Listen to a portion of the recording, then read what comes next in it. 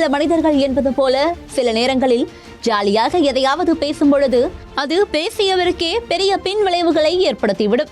அப்படி குண்டக்க மண்டக்க பேசி நெட்டிசன்களிடம் வாங்கி கட்டி கொண்டு வருகிறார் சிரஞ்சீவி காரு. தெலுங்கு திரையுலகில் மெகா ஸ்டாராக வலம் வரும் சிரஞ்சீவிக்கு ஏராளமான ரசிகர்கள் உள்ளனர்.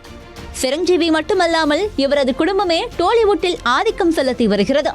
தம்பி பவன் கல்யாண், மகன் ராம் சரண், மருமகன் ராணா என சிரஞ்சீவி குடும்பத்தில் ஹீரோக்களுக்கு பஞ்சமே இல்லை. சிரஞ்சீவி, அவரது மகன் ராம் சரண் என இருவருமே அடுத்தடுத்து பல படங்களில் ஹீரோவாக நடிக்க வருமானம் கோடிகளில் கொட்டுகிறது.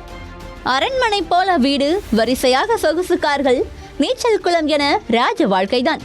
இப்படி ஏகபோகமாக வாழ்ந்து வரும் சிரஞ்சீவி இனிமேல் பேத்தி வேண்டாம், பேரன் தான் வேண்டும் என பேசி பரபரப்பை ஏற்படுத்தியுள்ளார்.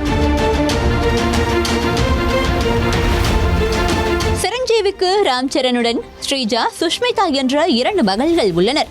இவர்கள் 3 பேருக்கும் மகள்கள் தான் உள்ளனர். அதன்படி சிரஞ்சீவிக்கு மொத்தமாக 5 பேத்திகள் இருக்க ராம் சரணிடம் தனக்கு பேரன் தான் வேண்டும் என கோரிக்கை வைத்துள்ளார். தெலுங்கில் பிரம்மானந்தா நடித்துள்ள புதிய படத்தின் ப்ரமோஷன் நிகழ்ச்சியில் பங்கேற்ற சிரஞ்சீவி வீடு முழுக்க பேத்திகளாக உள்ளனர். அவர்களுடன் இருக்கும் பொழுது லேடிஸ் ஹாஸ்டல் வார்டனை போல உணர்கிறேன். ஆனால் தனது மரபை எடுத்து செல்ல ஆண் வாரிசு வேண்டும் என விரும்புகிறேன். ராம் சரணுக்கு பெண் குழந்தை தான் பிடிக்கும். ஆனாலும் அவரிடம் ஆண் வாரிசை பெற்றுக்கொடு என கேட்டதாக பேசினார். ஆனால் ராம் சரணுக்கு அடுத்தும் பெண் குழந்தை தான் பிறக்குமோ என பயமாக இருப்பதாகவும் சிரஞ்சீவி சிரித்துக் கொண்டே கூறியிருந்தார்.